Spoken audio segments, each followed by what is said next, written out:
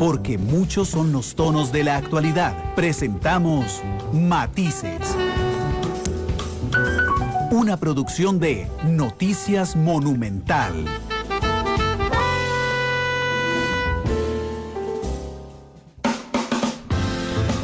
De la tarde con 3 minutos. Muy buenas tardes, gracias por acompañarnos en un nuevo episodio de Matices. Tiempo sin estar con ustedes. No, mentira. Tenemos 4 horas de estar al aire con ustedes y se los agradecemos muchísimo que nos acompañen ahora en Matices, hablando de COVID-19, pero de los diferentes aspectos en los que podemos justamente ampliar estos temas que realmente son muy interesantes. Marvin me estaba alcanzando. Adelante. ¿Me lo conectas ahí, por favor? Me estaba alcanzando el cargador del teléfono. Marvin, gracias. Gracias, Marvin, que me andaba alcanzando y mi tachelita de manera perfecta. 2:04, les decía muchas gracias por estar con nosotros en este nuevo episodio de Matices. 347 casos del COVID-19, dichosamente seguimos sosteniendo la curva de manera achatada. Yo estoy muy preocupado de los próximos días de la semana relacionado con la cantidad de gente que no hizo caso ni viernes, ni sábado, ni domingo, y que esos empezarán a contabilizarse justamente el próximo fin de semana, entendiendo el cuadro de la enfermedad. Pero bueno, hay un tema muy interesante que a mí realmente me llama mucho la atención, y tiene que ver con qué le pasa a la gente por la cabeza cuando no hace caso. Es decir, a la mayoría de nosotros nos dicen, Randall, si usted sale de la casa, se puede morir o contagiar a una persona cercana a usted, y uno no sale de la casa, uno hace caso. Pero hay una buena cantidad de personas que aunque usted les diga y les diga y les diga y les diga, uno realmente no entiende qué les pasa por la cabeza.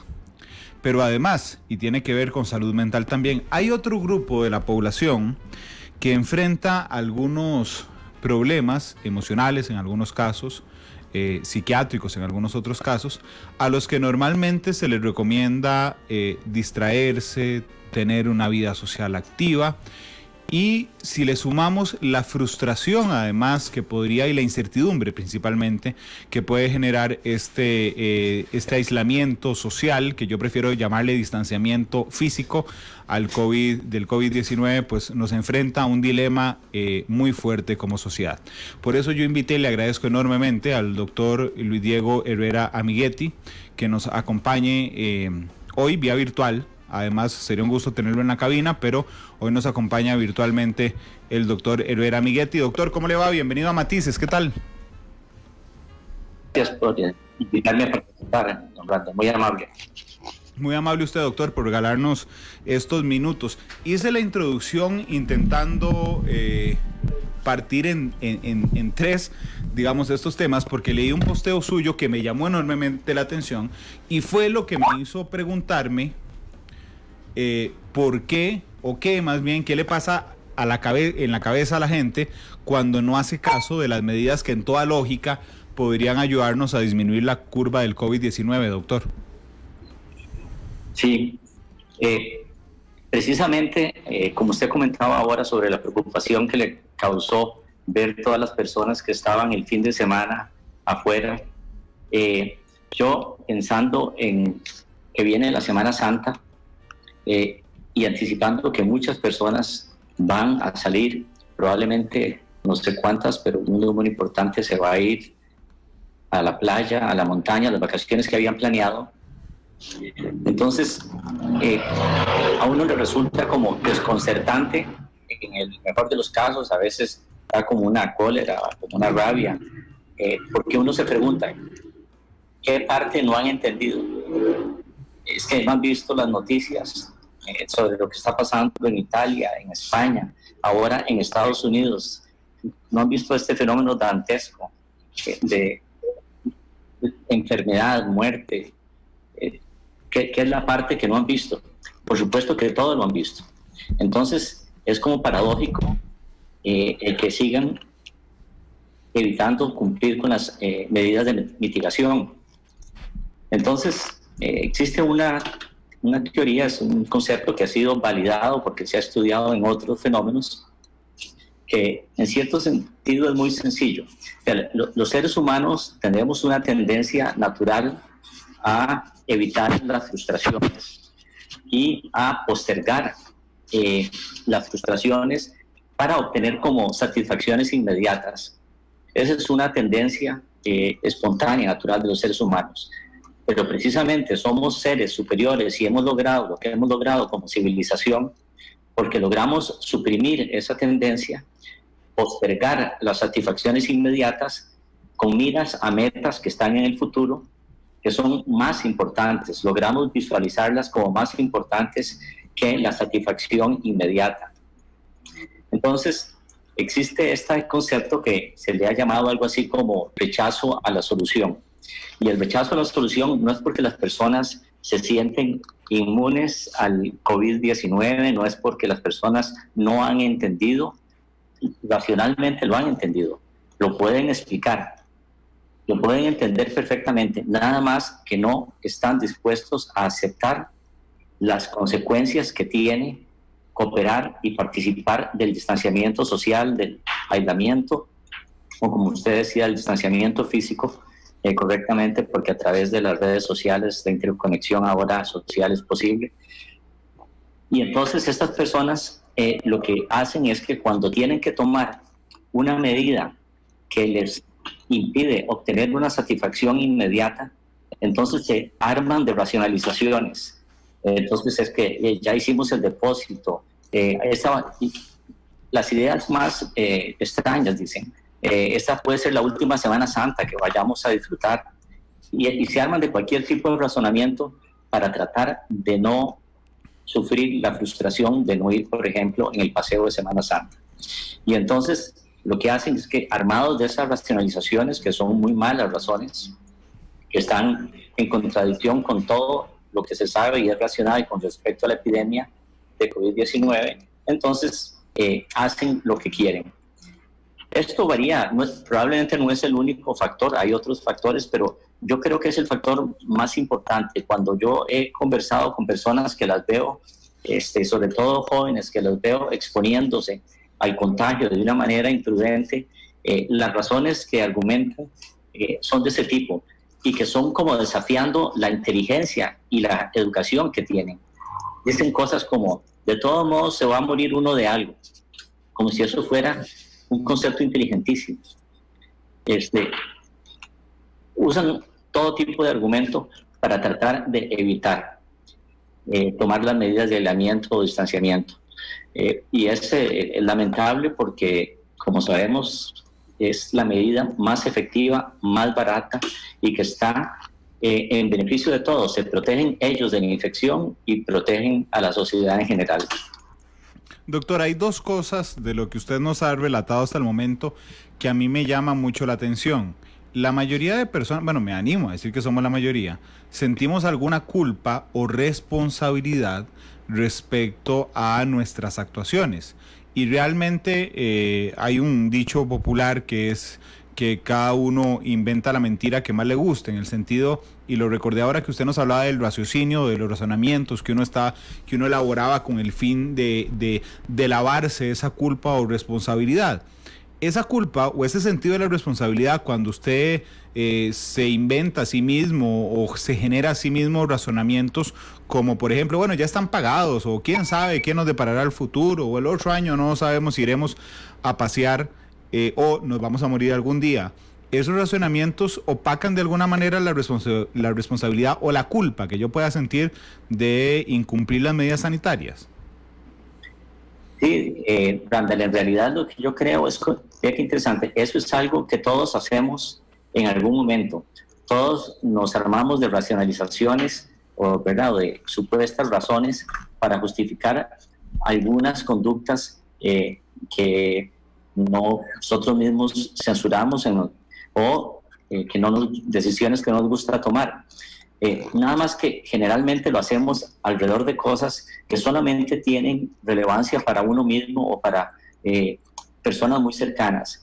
No tienen la magnitud que tiene el impacto que pueda tener la exposición violentando las medidas de distanciamiento. Entonces, lo que ocurre es que están usando mecanismos mentales, psicológicos que todos usamos para disminuir el sentimiento de responsabilidad o de culpa que usted dice, pero en estos casos es de consecuencias catastróficas. Aquí no estamos hablando de consecuencias nada más personales. Lo que ocurre es que muchas personas tienen una visión de muy corto plazo, y entonces probablemente usted haya visto un video que se volvió viral en los Estados Unidos de un muchacho ahora en la vacación esta de primavera que tienen ellos, estaba en una playa tomando licor y decía: si me da el coronavirus, me da el coronavirus. Este muchacho después, 10 días después, salió también en las redes sociales y fue entrevistado en la televisión disculpándose por lo que había dicho, pero en el momento lo dijo pensando en que realmente no había un riesgo tan grande. Se convencen a sí mismos, nos convencemos a sí mismos de que, a nosotros mismos, de que no va a tener las consecuencias que pueda tener. Pero no es un mecanismo como de alguna gente mala que tiene un sentido distorsionado de la responsabilidad social. Es un mecanismo amplificado en algunas personas, pero es algo que usamos todos. Doctor, y el tema de la empatía, porque, digamos, puede ser que yo, le voy a poner un ejemplo de este sentido amplificado que usted me acaba de decir. Puede ser que yo sepa que comer mucha grasa me hace mal, pero un día me antojo y me empiezo a inventar razones a mí mismo. Ay, no sé cuándo más me podré comer esa costilla, o de por sí yo trabajo mucho para darme el gusto de comerme una costilla cuando quiera, o bueno, de por sí ya soy gordito, entonces puedo comerme la costilla. Ese es, digamos, la amplificación de ese sentido de razonamiento que usted nos está explicando. Pero si yo sé, por ejemplo, que a mi hijo le hace daño comer costillas por un tema de salud y yo estoy antojado de una costilla, para mí es más fuerte o me es más fácil decir no voy a comer porque lo voy a antojar a él, que le va a hacer mal. Es decir, puede ser que sobre mi salud no me importe, pero sobre ser un factor de riesgo para las otras personas, esa empatía de ponerme en los pies de la otra gente que está alrededor mía y que tal vez tenga alguna vulnerabilidad de salud, no funciona en este razonamiento, doctor. Sí, yo pienso, Randall, es lo siguiente: uno lo puede ver más fácil en la gente joven. En la gente joven, ¿verdad? Se le educa y se les da información sobre las conductas de alto riesgo, ¿verdad? El consumo de ciertas drogas, el conducir a velocidad temeraria con licor, en fin, una serie de cosas. Y la gente joven se siente en cierto sentido como omnipotente e invulnerable, tiene un sentimiento de invulnerabilidad, y entonces ese sentimiento los hace minimizar las consecuencias que nuevamente no es que no las entiendan, es que no las aterrizan y no las visualizan, como con el ejemplo que usted me dijo de alguien pensando en su hijo. Pero ¿qué es lo que usted ve en los jóvenes? Cuando un amigo de ellos se mata en una motocicleta por conducir tomado o temerario, les llega cerquísima, les llega directamente, y se vuelven agudamente conscientes del riesgo que se toma y se educan inmediatamente al respecto. Pero entonces, no es por falta de empatía, porque ellos sienten empatía hacia el amigo que tuvo el accidente. Lo que sienten es un sentimiento de invulnerabilidad que les hace minimizar las consecuencias de lo que pueda pasar. Doctor, acabo de recordar otro grupo de la población, no sé si usted ha tenido la oportunidad de conversar con algunos de ellos, pero hay algunas personas que sienten que esto es un invento y es casi una cortina de humo generado por alguna entidad con el fin de que se nos olvide un montón de cosas. Y entonces a mí me hace gracia, en el buen sentido de la palabra, conversar con ellos, porque normalmente se califican a sí mismos como personas tremendamente incrédulas. Y entonces le dicen a uno, no, a mí nadie me la hace. Esto es un invento del gobierno de la República que está dando más casos de los que hay con el fin de que a todos se nos olvide la UPAD. Pero entonces uno va y caen en esta contradicción. Le dicen a uno que son tremendamente incrédulos respecto, digamos, a la información que manejamos casi todos, pero son completamente crédulos en la información que no tiene fuente y que comparte otra cantidad de la población sin prueba alguna. ¿Cómo entendemos ese fenómeno que a mí realmente, no solo en este caso, me llama la atención tremendamente? La gente que dice, yo soy súper incrédulo, pero creen en cualquier teoría que no esté confirmada por ningún lado. Sí, ese es un tema que a mí me interesa muchísimo y bueno, se nos iría todo el programa, pero me encantaría poder hablar con esto con usted ampliamente. Pero básicamente es el fenómeno de la gente que cree en conspiraciones. Y entonces la gente cree en conspiraciones por diferentes motivos, pero una de ellas no es que no estén informados sobre lo que está ocurriendo. Pueden tener diferentes grados de información, pero hay ciertas cosas que son muy interesantes. Una es que con el hecho de que la información está disponible en Internet para todo el mundo en el momento en que la quiera ver, y no hay una especie como de calificación con respecto a la veracidad o precisión de la información que se tiene y que la gente pueda ver. Bueno, sí hay, pero no es algo que la gente sepa de dónde buscarlo de una manera sistemática. Entonces, las personas toman lo que oyen dependiendo de lo que quieran hacer, no por lo que sea racional o no sea racional. Y eso tiene que ver con lo que hablamos con el tema de adversión a la solución.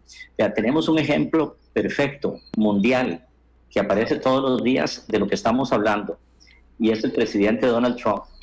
El presidente Donald Trump negó la seriedad de la epidemia, la pandemia coronavirus. No tomó las medidas que había que tomar.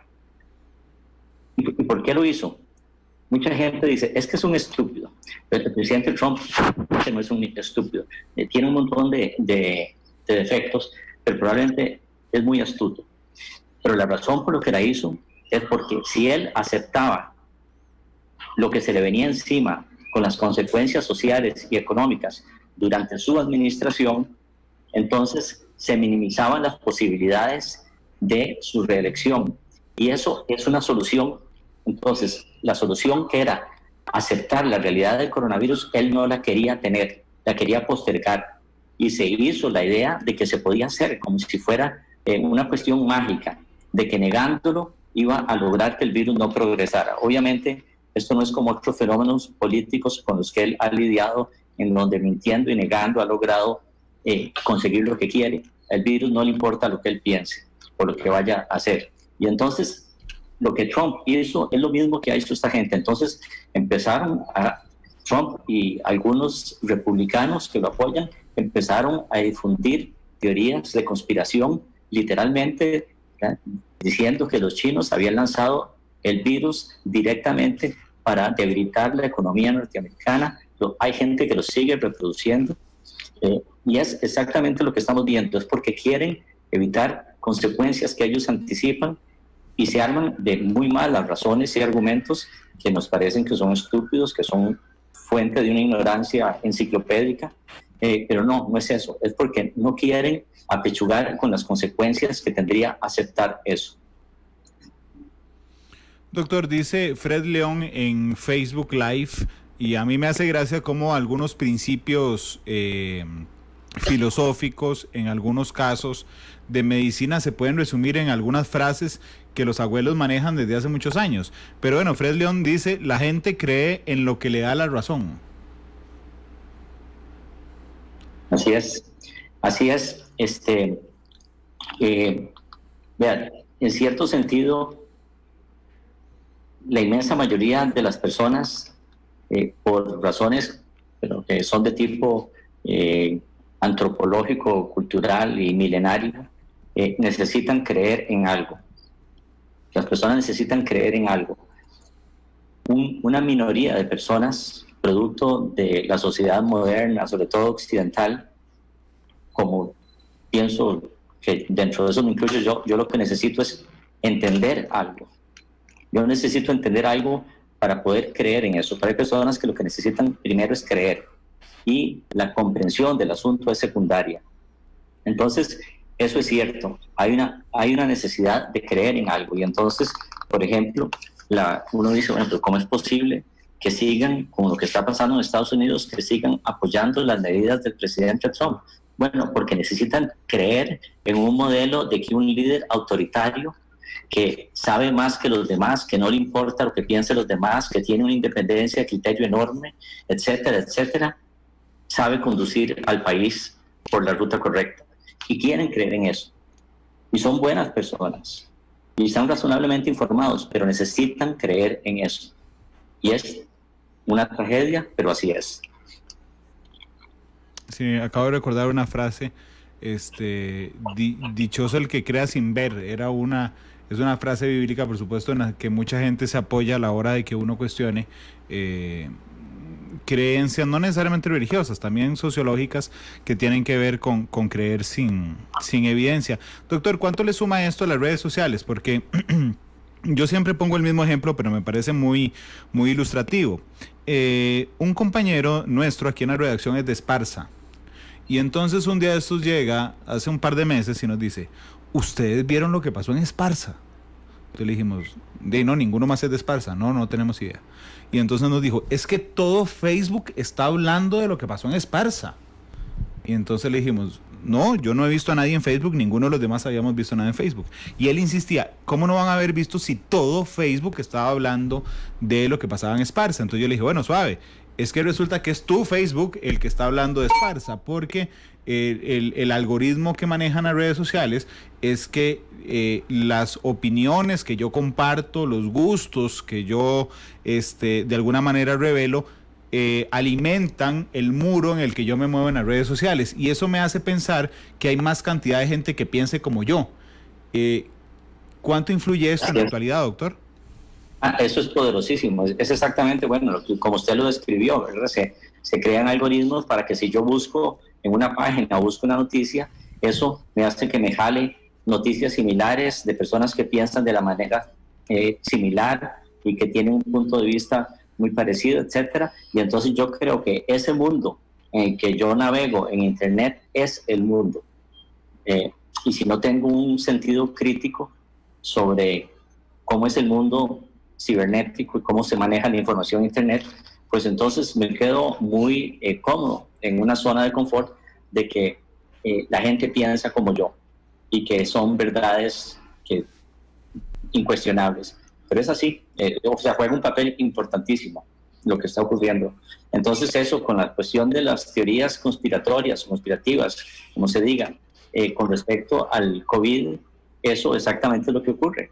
La gente empieza a buscar páginas en donde se habla del COVID en esos términos y se encuentran, ¿verdad? Se pueden encontrar cientos de páginas sobre eso y les acaba confirmando que ellos tienen una visión correcta. Además hay otros fenómenos psicológicos, Randall, sumamente interesantes. Usted sabe, vea, las personas que creen en conspiraciones como que el COVID es una conspiración del gobierno chino, etcétera, les da una sensación de que ellos son especiales porque tienen acceso a un conocimiento que el resto no sabe, que el resto somos un montón de babosos ingenuos que no entendemos lo que está pasando, y ellos pertenecen a esta especie de élite que entiende mejor que los demás, y eso les hace sentirse especiales, y esa es una motivación que se ha generado alrededor de las teorías conspiratorias.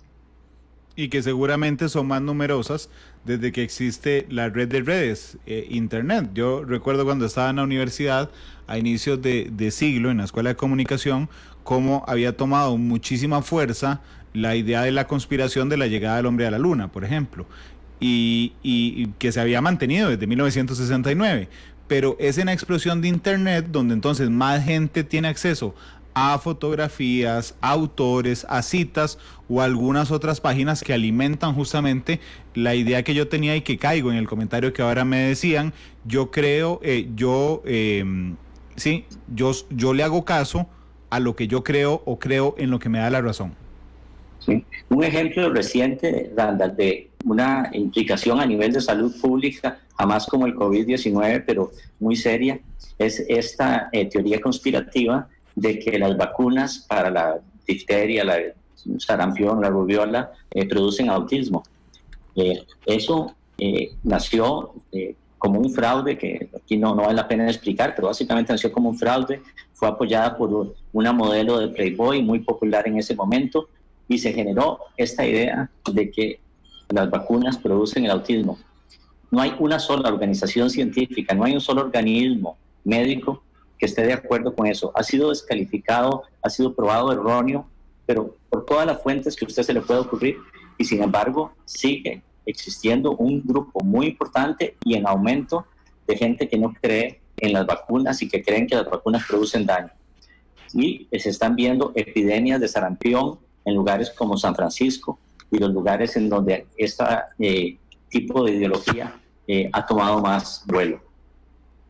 Sí, realmente a mí me ha resultado muy interesante, y además, doctor, me parece muy interesante porque no entiendo cómo funciona la mente y cómo se genera, digamos, el relacionamiento hacia de lo que acabamos de hablar, pero relacionado con las noticias falsas.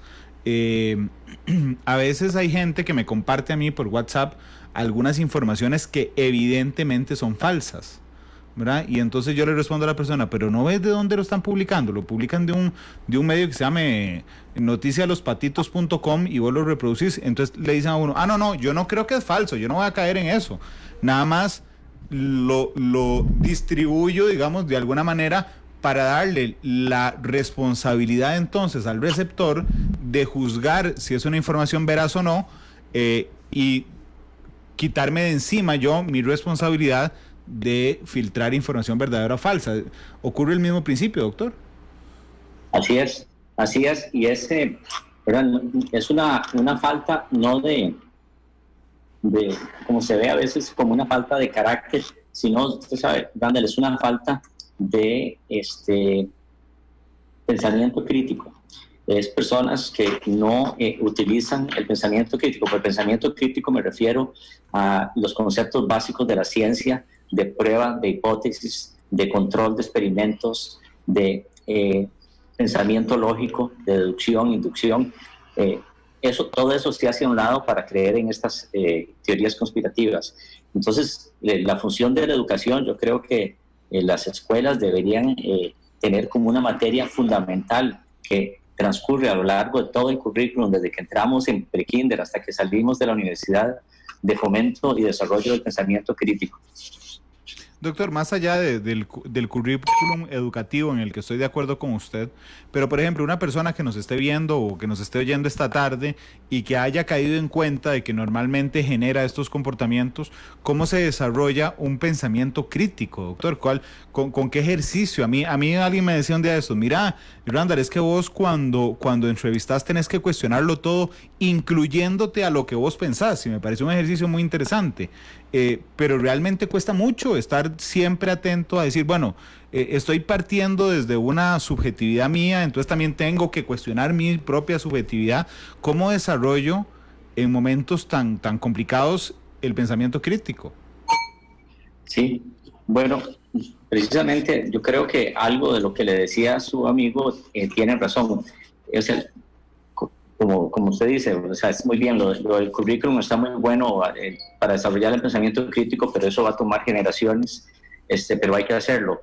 Pero si usted está con alguien que sostiene alguna de estas teorías irracionales, y sobre todo si son perjudiciales para la sociedad, ¿verdad? Si son teorías irracionales y que solamente la persona las entretiene y no le hace daño a nadie, pues no hay que preocuparse tanto. Pero cuando son de este tipo que pueden perjudicar a la sociedad, como las que estamos comentando, una forma, pero claro que se requiere tener una actitud tolerante, de respeto,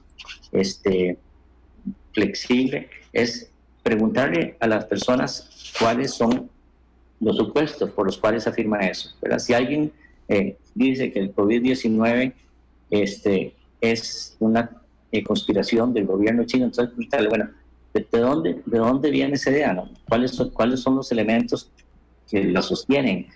Y generalmente, si uno sigue preguntando, es un poco como el método socrático, ¿verdad? Si uno sigue preguntando y preguntando, la persona en algún momento se da cuenta que es que sencillamente está repitiendo lo que alguien dijo, y que esa persona o esa fuente es una fuente de autoridad para ella, y que no tiene elementos realmente basados en la realidad o en la evidencia de que es así. Pero claro que eso requiere tiempo, requiere paciencia, requiere una manera diferente de conversar, pero que yo creo que es a la que deberíamos evolucionar. Yo creo que tenemos que ser respetuosos de la gente que no piensa como nosotros, pero tenemos que ser firmes en preguntarles por qué piensan como piensan y qué evidencia tienen de que eso es así. Yo creo que los medios de comunicación, y no solo hablo de las noticias, sino finalmente el montón de productos de ocio que hay a través de los medios de comunicación en el mundo, somos fundamentales en estos temas, por varias cosas. Primero, porque ayudamos de alguna manera a socializar el lenguaje que utilizamos en términos generales, pero además los enfoques y además la responsabilidad a la hora de explicar los fenómenos sociales e informativos que existen. Doctor, en este caso, a mí, yo le confieso, me matan las situaciones en donde que me generan incertidumbre, una incertidumbre permanente, y soy particularmente impaciente. Y bueno, en los 16 años que tengo de trabajar aquí, cubrí terremotos, por ejemplo, y entonces a usted viene un terremoto, le genera el shock del momento, ¿verdad? A veces son tremendamente dolorosos, pero usted sabe que ya se acabó y lo que viene son las consecuencias de ese terremoto. Y cubre accidentes de tránsito y cubre juicios que se extienden hasta una fecha determinada. Pero lo que a mí me parece muy particular del tema del COVID es la incertidumbre. Es decir, que no podamos responderle nunca a la gente, bueno, ¿y hasta cuándo vamos a estar así? Y esa incertidumbre me parece que no solo a mí me afecta, doctor, sino que afecta a cada vez más personas en el mundo y en Costa Rica. ¿Cuánto pesa la incertidumbre en eso que yo siento, le confieso, que es una ansiedad terrible de que esto se acabe? Bueno, Nanda, usted ha tocado, que a mi juicio es el tema fundamental subyacente a lo que estamos viviendo en estos momentos a nivel psicológico. Eso es el tema más importante, el tema de la incertidumbre. Y esto es como importantísimo que le demos mucho pensamiento y tratar de profundizar. Básicamente lo que ocurre es que los seres humanos estamos acostumbrados a vivir en un mundo en donde hay un alto grado de certidumbre. Cuando usted se levantó en la mañana, tenía un altísimo grado de certidumbre que iba a hacer esta entrevista. Yo espero mañana estar levantado también para hacer lo que tengo que hacer. Y las cosas que no resultan como las planeamos son muy pocas y generalmente son de poca monta. No ocurren muy a menudo y son de poca monta. Y las cosas que tienen cierto nivel de riesgo asociado en la sociedad moderna son también de riesgos bajos y con los cuales nos aprendemos a vivir porque nos damos cuenta que aunque existe un riesgo, el riesgo es muy bajo. Entonces, todo esto para decir que estamos totalmente acostumbrados y habituados a vivir con un altísimo grado de certidumbre. Entonces, si uno sabe que montarse en un avión tiene cierto riesgo, pero uno sabe que el riesgo es bajísimo y que los aviones no se caen todos los días y que es más fácil que lo parta un rayo a que se caiga un avión. Entonces, ese conocimiento nos permite sentirnos seguros y que las cosas van a pasar como lo anticipamos. Esto es fundamental para cómo funciona la mente humana y para que nosotros podamos seguir funcionando normalmente. Entonces, eso es lo que ocurre. Cuando en la vida de las personas aparece un evento que les produce incertidumbre, una enfermedad inesperada, un mal giro de un negocio, cualquier cosa que no se esperaba, entonces la persona experimenta niveles altísimos de ansiedad. Y la ansiedad lo que trata de lograr como un mecanismo de defensa del cerebro humano es tratar de disminuir el grado de incertidumbre, porque nos mortifica muchísimo vivir con ese grado de incertidumbre. Pero, paradójicamente, en circunstancias normales, y en estas particularmente, lo que tenemos que hacer es tener una actitud de aceptación de que la incertidumbre está incorporada dentro de la vida cotidiana. Aunque la inmensa mayoría de las veces las cosas salen como esperamos, a veces no salen. Y tenemos que pensar que eso es así. En una situación como la que estamos viviendo con la pandemia del COVID-19, la incertidumbre es, como dicen, el nombre del juego. Vamos a vivir con incertidumbre durante un periodo muy largo de tiempo. Y precisamente lo que tenemos que hacer para usar una expresión popular, no volvernos locos, es aceptar que vamos a vivir con esa incertidumbre, que esto va a pasar, que la inmensa mayoría de nosotros, usted, yo y probablemente la inmensa mayoría de las personas que nos escuchan, vamos a estar vivos al final de todo esto. El país va a ser diferente, el mundo va a ser diferente, vamos a tener que recuperarnos de un montón de pérdidas, pero vamos a seguir vivos y vamos a seguir funcionando. Pero eso no va a ocurrir de la noche a la mañana. La manera como a mí me gusta expresarlo es que hay que salir del modo de que esto es un simulacro, como que se ha prolongado mucho y que a alguien se le olvidó sonar el pito de que ya se acabó el simulacro. No, el simulacro es el modo en que tenemos que vivir ahora por un periodo largo de tiempo. Y tenemos que acostumbrar nuestra mente y nuestro cuerpo para eso. Pero eso no lo vamos a hacer sencillamente en forma automática. Tenemos que tomar medidas para poder aprender a tolerar las circunstancias de incertidumbre que nos ha tocado vivir. Doctor, justamente respecto a este tema, a mí realmente me pone mucho a pensar el tema de la incertidumbre, porque por dos cosas. Por ejemplo, una de las mejores cosas de mi trabajo es que yo no sé cómo va a estar el día. Y eso uno puede decir, Randall, ahí hay incertidumbre. Bueno, no, porque yo sé que tenemos 3 ediciones diarias, tenemos un programa de matices, y aunque el relleno de esa información o de esos programas lo conozca en tiempo real, lo vaya conociendo hasta que ocurra, por lo menos lo manejo en una estructura formal y de certidumbre, y eso me genera mucha tranquilidad. Pero por ejemplo, las personas que tienen estrés postraumático, ¿verdad? Bueno, uno entendería, y disculpe que suene tan burdo, que es un estrés posterior al trauma, pero en momentos en los que la incertidumbre se va alargando, prácticamente hay un trauma diferente todos los días que va volviendo a cero, ese que va volviendo al inicio, ese estrés. Le pongo un ejemplo: si yo me preocupo mucho por el COVID y me preocupé mucho el primer día, ya ahí entro en una situación de estrés postraumático. Después viene la primera muerte y se me refresca ese trauma. Después un día suben los casos de 19 a 36 y me vuelve a activar eso. Después una persona conocida padece COVID y me vuelve a activar eso. Es decir, pareciera un ciclo interminable de traumas que me generan estrés, doctor. Sí, eso que usted acaba de hacer es el ejemplo perfecto de una mente ansiosa en todo su esplendor. Porque ¿qué es lo que ocurre? Eso es cierto. Eso es cierto todo lo que usted dijo. Pero es cierto también que eso es a lo que usted quiso ponerle, lo que usted optó por ponerle atención y a darle más énfasis, ¿verdad? Alguien podría decir, bueno, pero vieron la mortalidad en Costa Rica, se mantiene sumamente baja. Como usted decía al principio, parece que estamos navegando la ola, no nos hemos caído. Puede ser que logremos aplanar la curva.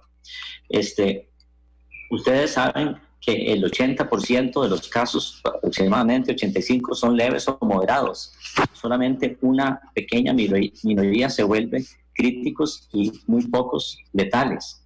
Uno decide a qué le pone énfasis, y dependiendo a qué le pone énfasis, este es el nivel de ansiedad con que usted vive. Eso es para usted y para mí, que tenemos el lujo de poder tomar perspectivas sobre lo que está ocurriendo y tomar un marco mental diferente que nos aleje de pensamientos catastróficos, que es lo que usted estaba describiendo. Que eso es algo precisamente lo que hay que evitar sistemáticamente. El catastrofismo, el estar obsesionados con el peor escenario. Podríamos definirlo así, la obsesión con el peor escenario. Pero hay personas, y quiero en estos momentos aprovechar que me hace ese comentario para expresar mi respeto y admiración para todos los colegas que están atendiendo en los centros de salud a las personas enfermas o posiblemente enfermas, a las hermanos y hermanos enfermeras que están arriesgando su salud y la de sus familias por el bien común. Esos son los héroes de esta situación que estamos viviendo, y yo creo que debemos protegerlos, debemos hacer todo lo posible porque se mantengan sanos, para que sigan ellos ayudando a que salgamos de esta pesadilla lo mejor posible. Pero entonces, volviendo a lo que usted decía, estas personas que están ahí en la trinchera de los centros de salud lidiando esta batalla no tienen ese lujo, porque están viendo persona tras persona con recursos limitados, enferma, ponerse críticas, y entonces no tienen el tiempo ni tienen la actitud mental que podemos tener usted y yo para tratar de tomar perspectiva y poner en contextos más amplios lo que está ocurriendo. Ellos están viendo la situación constantemente y les produce un estrés crónico sostenido, que eso es sumamente debilitante, y eso es lo que produce el síndrome de estrés postraumático. Ya en estos momentos han sido publicados varios estudios sobre el síndrome de estrés postraumático en el personal médico y de enfermería que ha atendido las crisis en China, en Italia y en España, por ejemplo. Entonces eso es algo que va a ocurrir, eso va a ser una de las secuelas de esta epidemia o de esta pandemia, y definitivamente esto nos somete a un estrés crónico. Nada más que los que estamos, como usted y yo, tomando medidas como el distanciamiento social y manteniéndonos en la casa, y etcétera, debemos literalmente sentirnos privilegiados, y ese es otro ejemplo de cómo uno puede tomar perspectiva. Yo puedo sentir que esto es terrible, que tengo un desasosiego pavoroso, que no puedo salir de la casa, etcétera, o puedo pensar que hay personas como las cajeras de los supermercados, como los trabajadores de industrias importantes, como el personal médico, que tiene que salir y exponerse todos los días a ser contagiado y a contagiar a sus familias, mientras que los demás estamos en nuestras casas protegidos de ese riesgo. Entonces, todo depende, uno puede ver las cosas de manera muy diferente, y como uno las ve, así le afectan. Es muy interesante. Eso es como una perspectiva que es muy antigua, es filosófica desde Epicteto, y había un filósofo holandés que también lo dijo. Él dijo, son las cosas sobre las cuales no tenemos control, no tenemos que temerle, porque el miedo, el temor no logra nada por sí mismo. Lo que hay que hacer es hacer algo, no sentarse a comerse las uñas muerto de miedo, porque eso no logra nada. Y eso es lo que tenemos que hacer cada uno de nosotros, dependiendo de lo que nos toque. Y hay que hacer un esfuerzo entonces por tener las prácticas y los hábitos que nos ayudan a tolerar mejor este estrés, esta angustia que nos está produciendo la epidemia y el distanciamiento social. Doctor, usted como especialista en salud pública y en psiquiatría, le voy a contar algo que yo hago. Yo normalmente parto de algunas experiencias personales que me parecen pueden replicarse en otros actores de la sociedad para hacer las preguntas. Sí, entenderá que yo paso leyendo de COVID todo el día, paso hablando de COVID todo el día, y entonces un día de estos en la noche dije, voy a ver lo más burdo que se me ocurra para intentar desintoxicarme, si me permite la expresión, de COVID. Entonces dije, voy a buscar la serie más tonta que pueda haber encontrado para relajarme un poco. Le confieso, doctor, a los 15 minutos estaba volviendo a buscar noticias sobre COVID. Mientras veía una pantalla en el teléfono, estaba buscando el diario El País. ¿Sirve o no sirve de algún momento poner en mute toda la avalancha informativa que hay sobre COVID y relajarse un poco, o más bien es contraproducente? Sí. Usted está, ¿verdad? Y los periodistas pues están en una situación particular porque ese es su trabajo. En cierto sentido es como el personal de salud, bueno, ese es su trabajo, tienen que ir a atender a las personas enfermas. Pero habiendo dicho eso, Por supuesto que sí sirve. Y lo que hay que hacer es tener como cierta disciplina y ponerse ciertas normas. Por ejemplo, yo creo que una de las cosas que hay que hacer, digamos, si yo fuera usted, es que separaría ciertas horas o ciertos momentos durante mi trabajo para literalmente no ver ninguna noticia. No sé cuál será, yo no sé cómo es su trabajo, pero si podrán ser 15 minutos, si podrán ser media hora, en donde usted no ve nada, hace algo totalmente diferente, ve por la ventana, juega un juego en la computadora, conversa con sus seres queridos, hace cualquier cosa que no tenga nada que ver, pero usted tiene que poner una hora. Hoy conversaba con una persona y que me relataba eso. Este asunto, como tiene tanta importancia a nivel individual, a nivel familiar, a nivel económico, a nivel de la sociedad como un todo. Y por otro lado, tenemos esa avalancha de información constante, este bombardeo, hay una infodemia de información. Entonces, es facilísimo quedarse pegado 24 horas a las noticias. Y si uno no se disciplina y pone espacios en donde interrumpe eso, se intoxica. ¿Ya? Es lo que yo llamo el trastorno por estrés de titulares. Y entonces la gente está viendo titulares y asustándose y entrando en un estado de estrés y de angustia sin que eso sirva de absolutamente nada, ¿verdad? En el caso suyo, como le digo, es diferente, pero en las personas, los ciudadanos comunes y corrientes deberíamos, si vemos las noticias cada 4 horas, no nos va a cambiar la vida en absoluto. No van a descubrir la vacuna en esas próximas 4 horas, nada va a pasar que nos cambie la vida.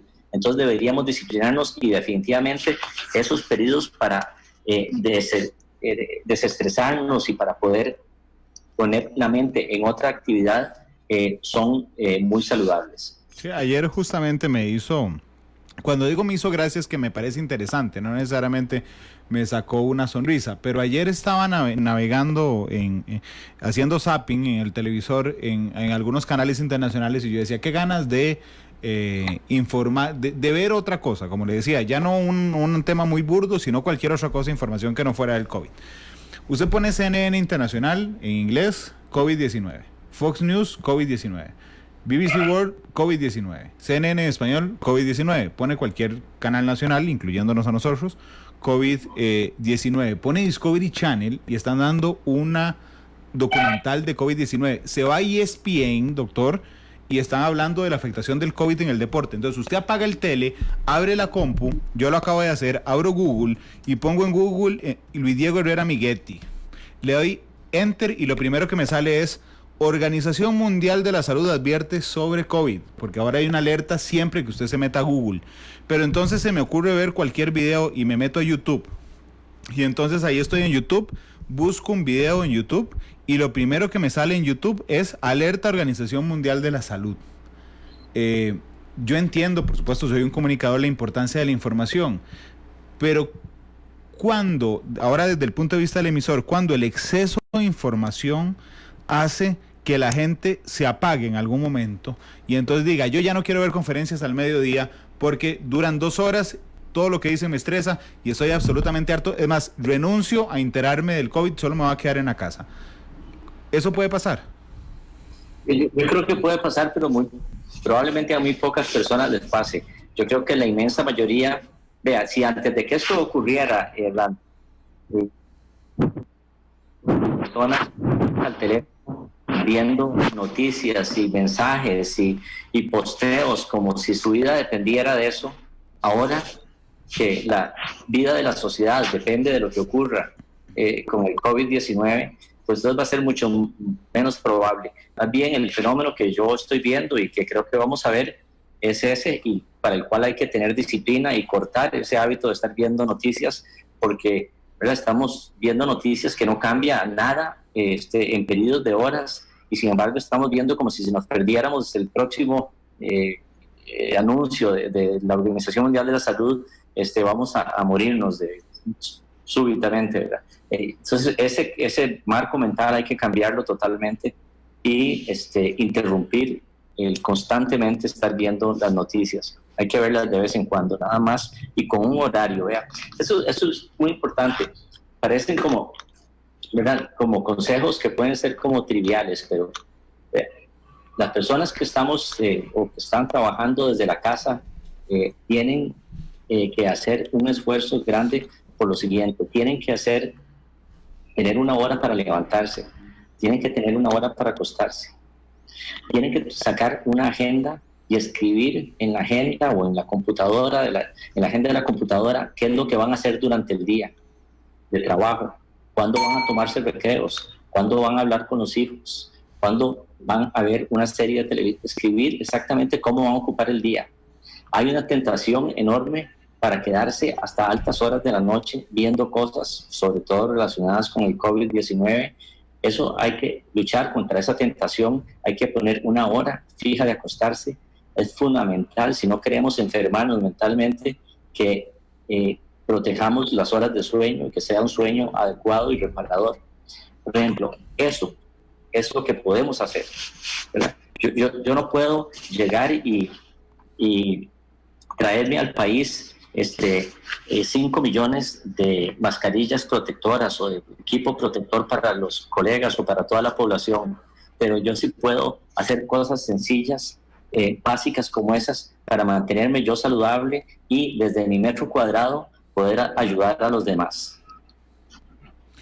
Doctor, usted es psiquiatra infantil. Un día de esos conversaba con mis hijos y les decía yo que si esto hubiera ocurrido en el 90, cuando yo tenía 8 años, donde realmente mi vida se dividía entre llegar de la escuela antes de la 1 de la tarde, almorzar, salir a jugar y regresar cuando caía el sol, bañarme y acostarme, esa era la vida mía y creo que de un montón de personas de mi edad, y nos hubieran cortado la posibilidad de salir a jugar como existe ahora, realmente hubiera sido tremendamente traumático.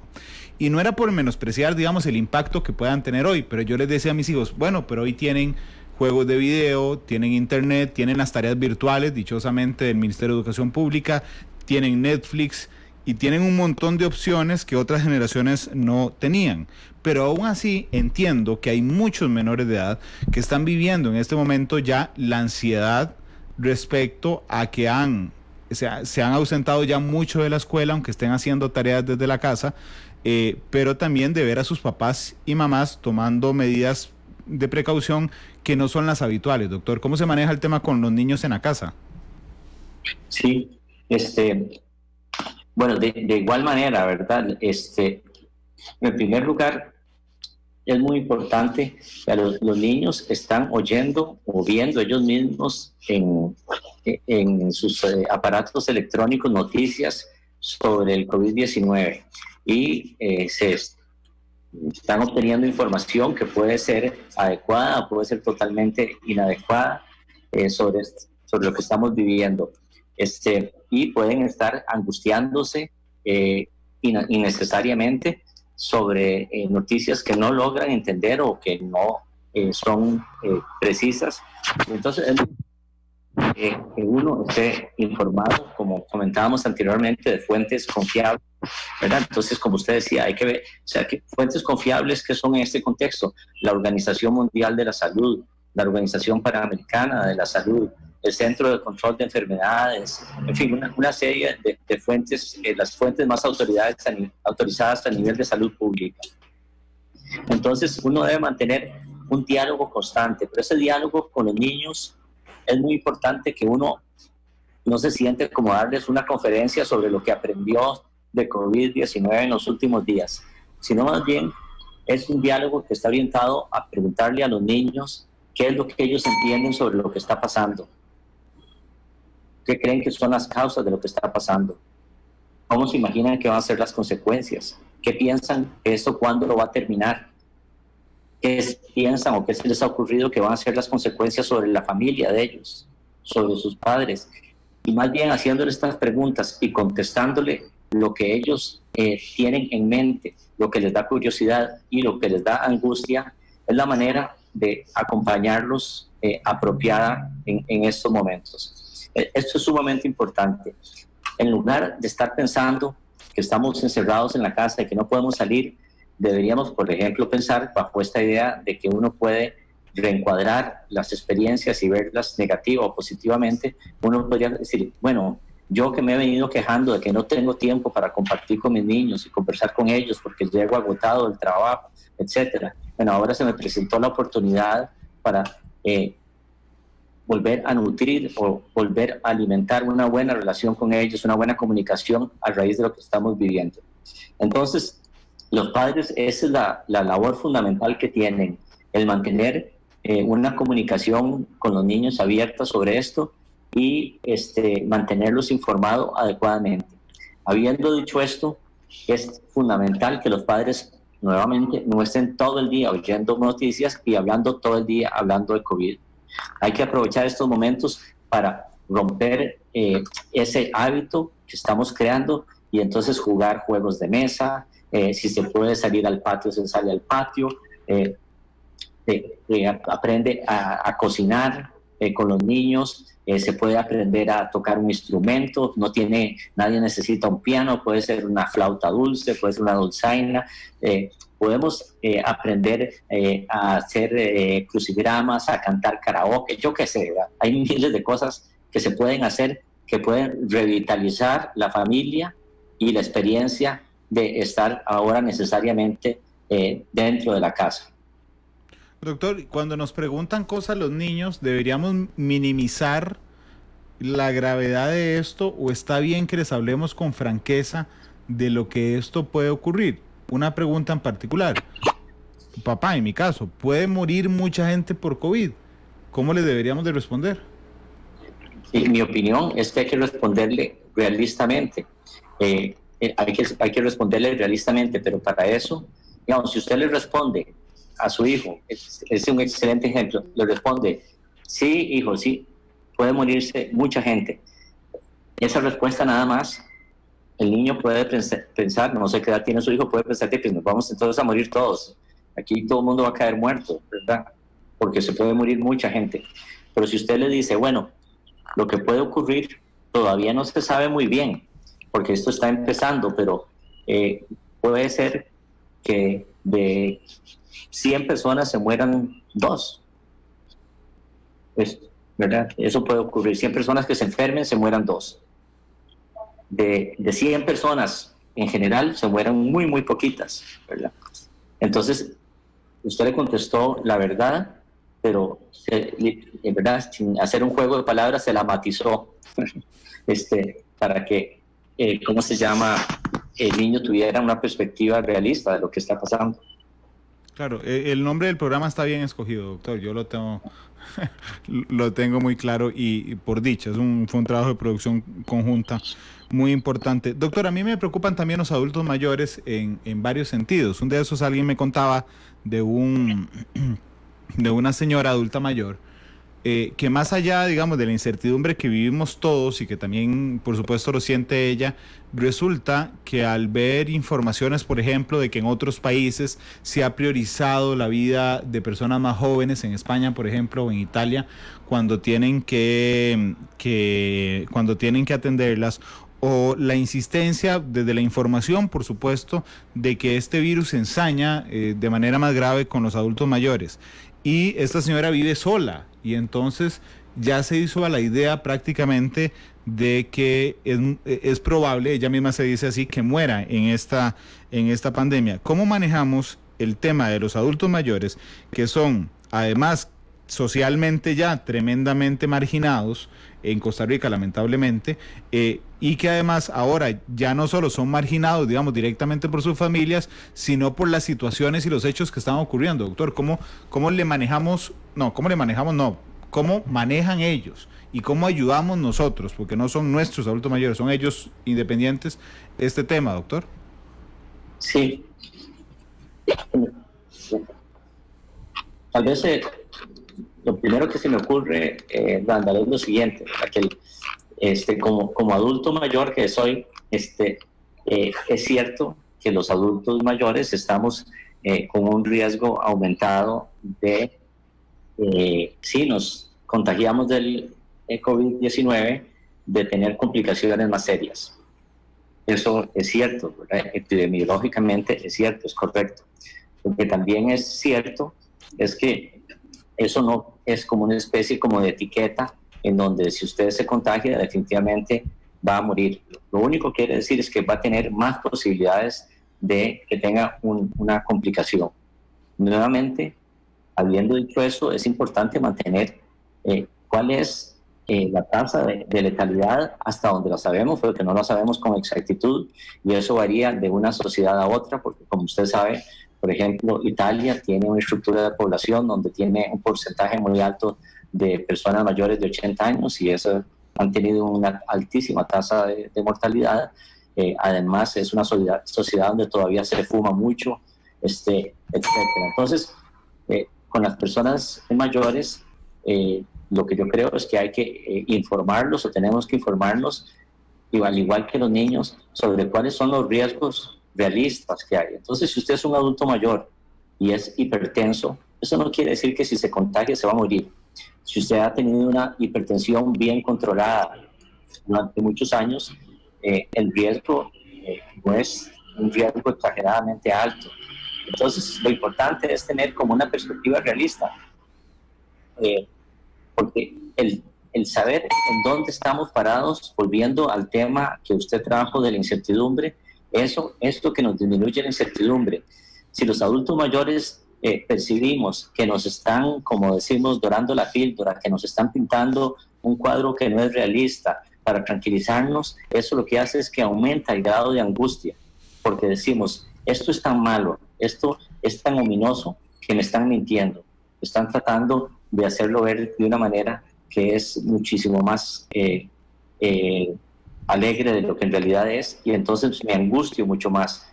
Entonces, lo que hay que hacer es dar información realista, buena, para que las personas, los adultos mayores, sepamos cómo cuidarnos, nos tomemos más en serio nuestros problemas, no salgamos a la calle innecesariamente, en fin, eso es lo que se me ocurre. Doctor, hay otra frase de hace muchos años que a mí me hace mucha gracia, que es todo tiempo pasado fue mejor. Y entonces yo siempre digo, y por supuesto, si nosotros con el tiempo minimizamos, digamos, los aspectos que no nos gustaron del pasado y tiramos hacia arriba lo que nos gustó, por supuesto que todo tiempo pasado siempre nos va a parecer mejor, pero realmente la incertidumbre que estamos viviendo muy comúnmente nos llena también de nostalgia. Nostalgia por situaciones que vivíamos prácticamente hace 22 días. Ayer conversé con una tica que está en Italia y le decía, ¿cuánto tenés? Viviana se llama, y le dije, Viviana, ¿cuánto tenés aislada en tu casa? Y me dijo, como 7 semanas, y les faltan algunas cuantas. Y yo decía, por Dios, yo estoy desesperado, no tenemos un aislamiento total en este instante en Costa Rica, y aún así el peso de la nostalgia es bastante fuerte, supongo porque somos finalmente seres sociales. ¿Por qué nos hace tanta falta ser sociales, doctor? Sí. Bueno, qué interesante eso que usted menciona. A ver, este asunto de que el tiempo pasado fue mejor, usted sabe que la evidencia es la contraria. Tenemos menos violencia, tenemos menos enfermedades, tenemos una esperanza de vida al nacer más alta que lo que hemos tenido nunca antes en la historia de la humanidad. Tenemos un montón de ventajas que definitivamente los tiempos pasados no fueron mejor. El tiempo actual es el mejor. Hay un psicólogo de MIT que ha publicado un libro, Steven Pinker, al respecto, que es súper interesante, en donde él demuestra con estadísticas muy bien documentadas y categóricamente que los tiempos pasados no fueron mejores. Bueno, un ejemplo de cómo los tiempos pasados no fueron mejores, que es muy relevante para lo que es la 1918, no me acuerdo exactamente, pero creo que mató a 50 millones de personas. Probablemente esta no llegue a eso, ni cerca. Entonces, ya en el pasado hemos tenido situaciones como esta, y esta pandemia comparada con la del 18, en donde la disponibilidad de agua potable era limitada, donde el concepto de germen, de que las enfermedades se transmitían por gérmenes, era algo relativamente nuevo. Era una situación, pero 1000 veces más amenazante y más difícil que la que tenemos ahora. Ahora tenemos una situación dificilísima, pero probablemente vamos a tener, vamos a decir, una vacuna entre los 9 a 18 meses, ojalá que sea así, y vamos a estar mejor de lo que nos imaginamos en estos momentos donde la situación parece tan caótica. Hay que tratar de mantener una perspectiva sobre lo que está bien y no el énfasis sobre lo que está mal o lo que puede salir mal. Doctor, le está pidiendo un oyente que es una oyente, Olga Guzmán, que si puede repetir el nombre del psicólogo del MIT y el nombre del libro. Sí, se llama Steven Pinker, es P-I-N-K-E-R.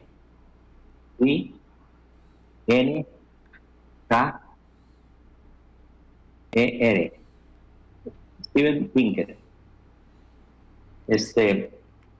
Él ha escrito una gran cantidad de libros. Este último, déjeme, en estos momentos ahorita se me viene el nombre. No se preocupe.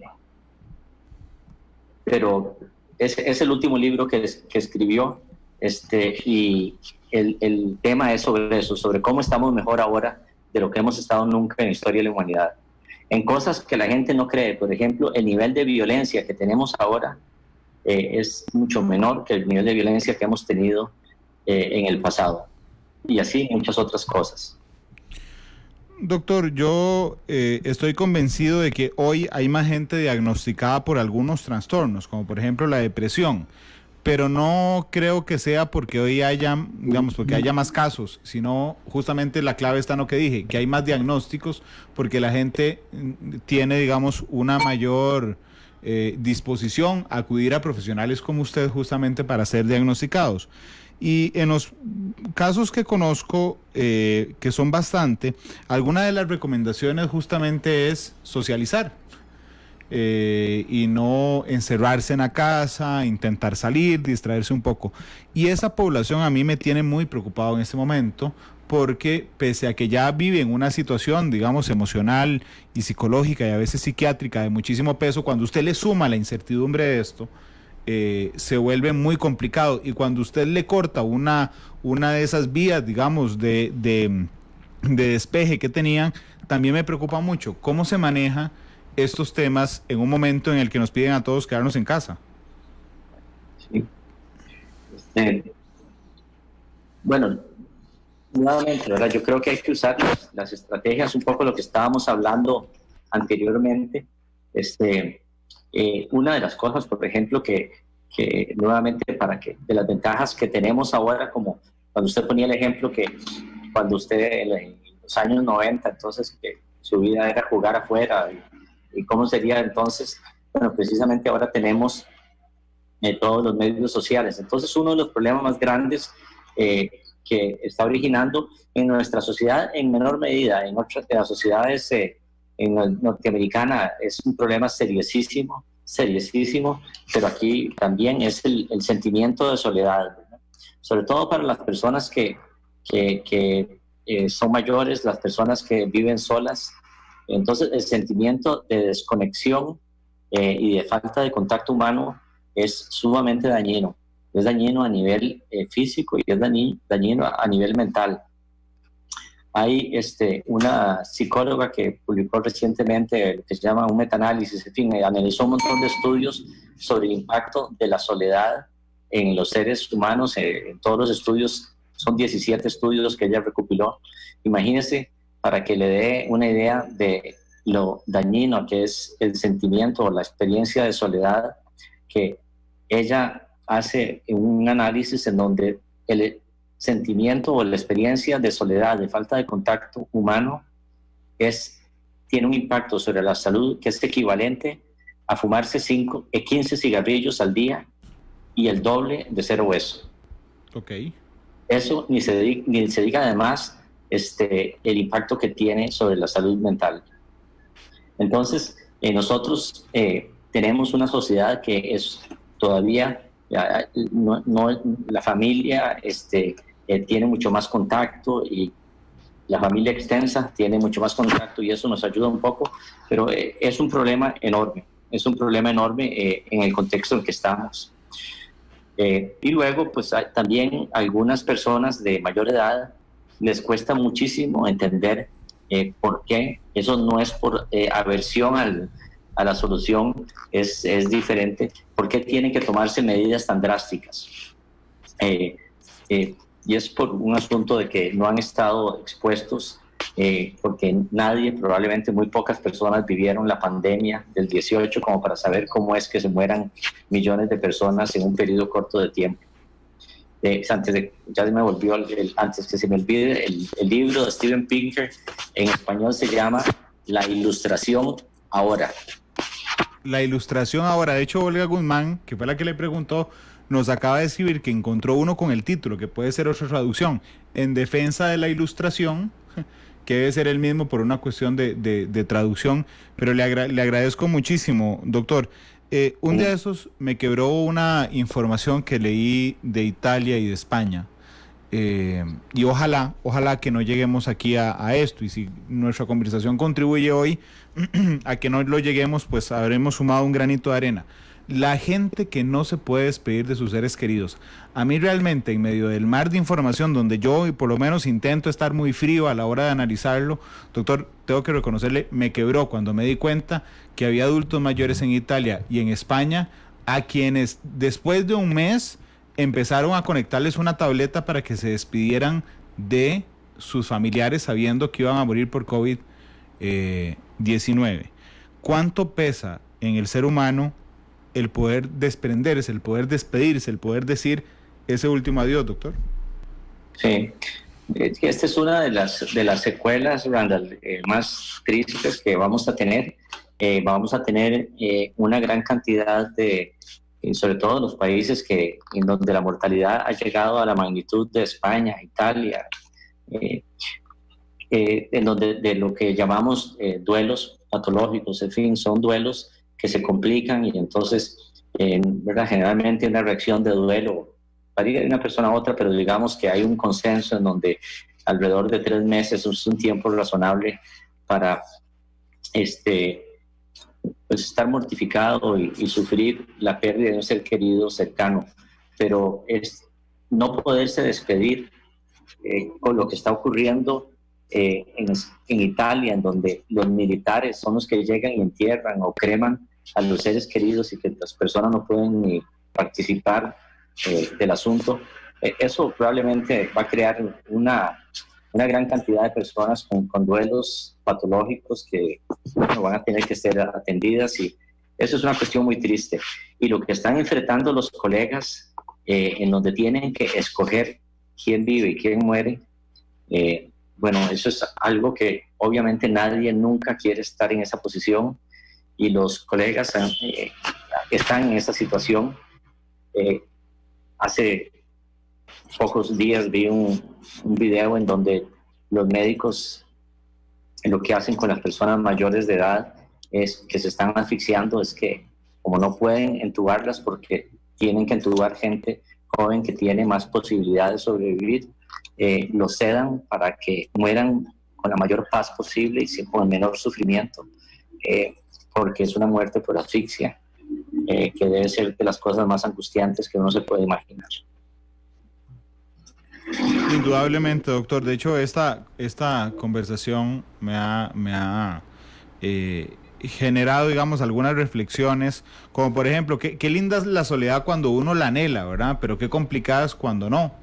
Es decir, pasamos quejándonos de que no tenemos tiempo solos para nosotros mismos, y cuando lo tenemos de una manera obligada y no porque la buscamos, se vuelve más complicado de manejar, y eso realmente me parece muy, muy interesante. Son las 3:16. Doctor, permítame ir a la pausa comercial, que no hemos hecho ninguna pausa comercial.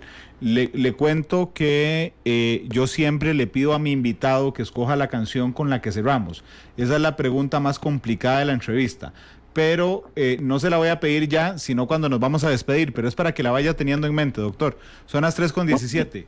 Vamos a la pausa y regresamos con más del doctor Luis Diego Herrera Miguetti. 3:23 de la tarde, el doctor especialista en salud pública y psiquiatra infantil, Luis Diego Herrera Amiguetti, nos acompaña esta tarde en Matices. Doctor, nos quedan 2 minutos y he estado reflexionando este rato también sobre la importancia de los medios de comunicación, pero también de la cantidad de información que tenemos hoy. Un día de estos, un abogado que es un muy buen amigo y que intenta minimizar, digamos, el impacto del COVID, me decía: Randall, mi abuela murió hace 5 años y vivió la pandemia del 18. Mi mamá chiquitilla vivió la pandemia del 18 y ninguna de las dos me hizo ni un solo comentario en la vida, lo que significa que no les impactó tanto. Habiendo en Costa Rica más de 2.300 muertes en esas fechas y más de 50 millones en el mundo. Y yo decía, bueno, me pareció interesante, pero después también pensé que hoy, por ejemplo, nos pasa algo e inmediatamente tenemos 1.000 cajas de resonancias para hacerlo. Tomamos fotos, guardamos recuerdos, lo ponemos en Facebook, lo ponemos en Twitter, se lo mandamos a los amigos en WhatsApp, y me parece que eso nos permite de alguna manera generar una memoria colectiva más robusta, a veces para bien, doctor, a veces para mal. Sí.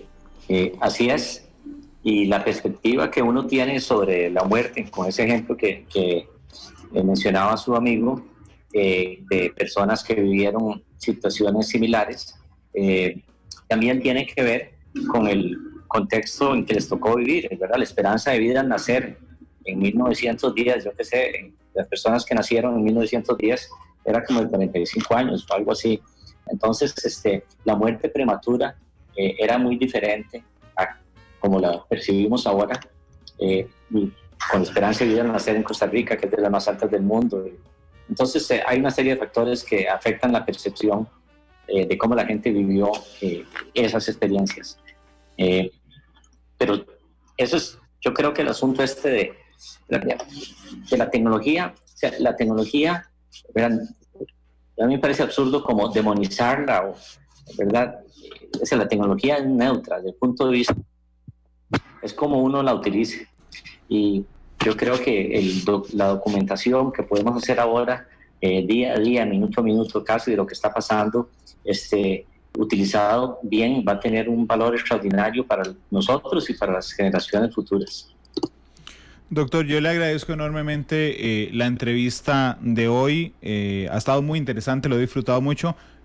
Yo conversé muchas veces con usted siendo reportero, y ahora converso entrevistándolo, y realmente me alegra muchísimo. Mis respetos y mi agradecimiento por haberme acompañado, doctor. Bueno, muchas gracias a usted. Tal vez para terminar quisiera recordarle a todos los que nos escuchan que la música, la risa, la amistad, el amor no han sido prohibidos, no han sido clausurados, y que probablemente no nos vamos a ver con tanto tiempo para disfrutarlo como en estos días. Y la canción, no me preguntó, pero sería Gracias a la Vida. ¿De Mercedes Sosa? Sí.